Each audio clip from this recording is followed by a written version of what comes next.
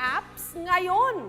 Pen pal nung araw na naging daan para mahanap ni Perlita ang kanyang the one. Ang takbuhan ng ilang naghahanap ngayon ng love life, social media at dating apps. Pero ang uso noon, pakikipag-pen pal o pakikipagsulatan. Si Perlita, nahanap ang kanyang the one sa pakikipag-pen pal sa sagingan.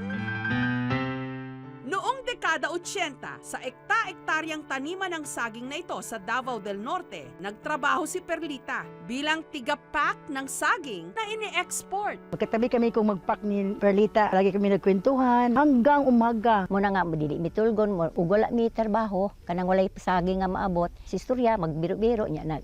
Pero si Perlita, may mga isinilid siyang papel sa mga kahon ng saging kung saan nakasulat ang kanyang pangalan, address, age, height, weight, at hobbies. Naghahanap kasi siya noon ng kapenpal. Mga 10 ang isulat. So, sabi sa anak ko, mga kasama ko sa trabaho, wala pa kuno'y Pilipina na punta sa Amerika. Yun ko, how about maybe ako pa ang una siya. Pag may response, goodbye Philippines. Ako ang magpack para yung magkabili dito. Maganda ang itong babae nito, sabi ko. Tubong Zamboanga del Norte si Perlita. Dahil sa hirap ng buhay, napilitan siyang tumigil sa pag-aaral. Hanggang napasok nga siyang tigapak ng saging. Umaasa siyang sa kanyang pakikipag-penpal. Mababago ang takbo ng kanyang buhay. Isa sa mga kahon na pinagsilidan ni Perlita ng sulat nakarating sa isang grocery store sa New Zealand. Ang may-ari nito, ang 47 anyos noon na Australianong si Bob.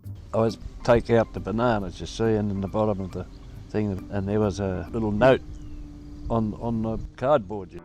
Divorced na noon si Bob sa kanyang unang asawa. Kaya nung nakita niya ang papel na nakasingit sa mga saging, sinubukan niya itong sagutin. I wanted a pen pal, and it was about a couple of weeks later, I started writing. Makalipas ang 3 buwan, Perlita! Sumagot na siya! 10 lang nga karton ang sinulatan ko. Tapos, isa lang ng response ko, this is it, goodbye Philippines, sabi ko. dito na nagsimula ang kanilang pagpapalitan ng mga liham. I started writing, and it was just friendly stuff. It went from Dear Perlita to Precious Perlita. 2 linggo ang hinihintay nila noon bago makarating ang sulat sa isa't isa. At sa kanilang pagpapalitan ng mga kwento, nahulog ang loob nila. Later, always ko excited kasi nakita ko siya na. Mag-response ko kasi kamay, yung lang English ko. So, mayroon kong Marilyn Sabido for helping me. Siya ang nag-help sa akin. Si Bob, bilang tulong, nagpapadala ng allowance kay Perlita. Nung si Bob nga, maadto dito. Pero ni balibad ko kay na ako pa eskwelahon nga igsoon. Gusto ko naging ma-professional ba? Muna akong kay wala mong ko chance kay bisag unsay akong gibuhat, wala mong i-support. Sulatan ko direct si Bob na come na, ready na ko. Pero kung ngayon, picture muna bago chat, si Bob at Perlita 1 taong nagsulatan na walang ipinadalang mga litrato sa isa't isa. Kaya nyo yon? I wanted to meet her, and I was attracted to her and with the letters, and I just thought that she was a lovely girl, and I wanted to marry her. Gayunman, dama raw ni Bob na si Perlita ang sagot sa kanyang mga dasal. Kaya nagdesisyon siyang magtungo ng Pilipinas para pakasalan si Perlita kahit hindi pa nila nakikita ang itsura ng isa't isa. At noong July 1985, nagkita ang dalawa sa Davao City. Naibigan kaya nila ang isa't isa. Gumaganda ang paligid. Perlita! Tuloy kaya ang kasal? The first time you Yes. meet me, Yeah. what you feel? Oh, I felt that she was lovely, you know. And So we're the same. Ang kasal natuloy nung araw ding yon.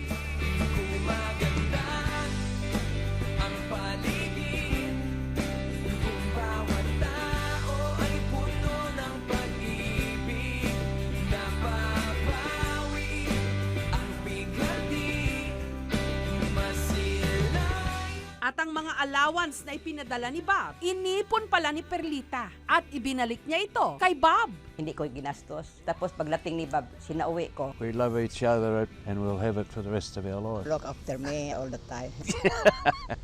She's perfecto. He is a good husband, a good father, a good grandfather. We didn't struggle with the language, did we? He understand me well. Sa New Zealand na bumuo ng pamilya sina Bob at Perlita, kung saan nagkaroon sila ng 2 anak at 4 ng mga apo. Nagtayo sila ng maliit na grocery at ang kinikita nito ipinantutulong ni Perlita sa kanyang pamilya dito sa Pilipinas. Sa amin lang, mga magkapatid. Tulong niya sa amin yung pag-sponsor niya sa ako dun sa New Zealand, papuntang New Zealand. Yun na, nakabahay ko itong yung... Hindi ko makalilimutan yung ikaw yung nagpaaral sa akin. Thank you so much sa help mo.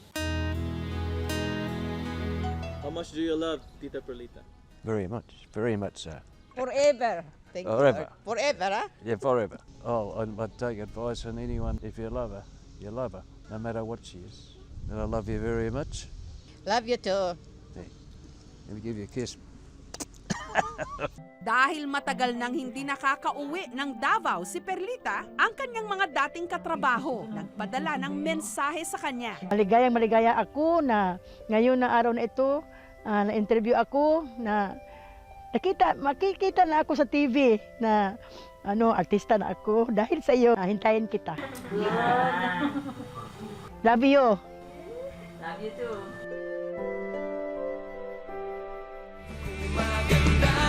Sina Perlita at Bob nagkaroon ng banana date.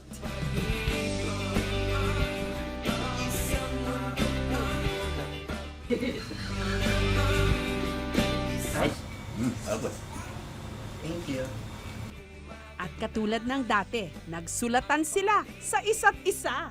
To my darling Asawa, Perlita, this is my return to your beautiful letter. And I still love you very much, as from the first day I met you. That I will love you all until I die. Dear Bob, God has blessed me with a wonderful and loving husband. You are my best friend and my love of my lifetime. 35 years of respect, love, and happiness. My heart is full. If given a chance to have another lifetime, I'll write 1,000 letters again and slip it. 1,000 of banana boxes until I find you. Saging lang daw ang may puso. Sinong mag-aakala na sa sagingan may uusbong na pagmamahalan sa magkabilang dakuman ng daigdig. Mundong puno ng pag-ibig. Ikaw, paano at saan mo nakilala ang iyong The One? Pa-share sa amin. I-tweet gamit ang hashtag KMJS. Mga kapuso, kung nagustuhan niyo po ang videong ito, subscribe na sa GMA Public Affairs YouTube channel. And don't forget to hit the bell button for our latest updates.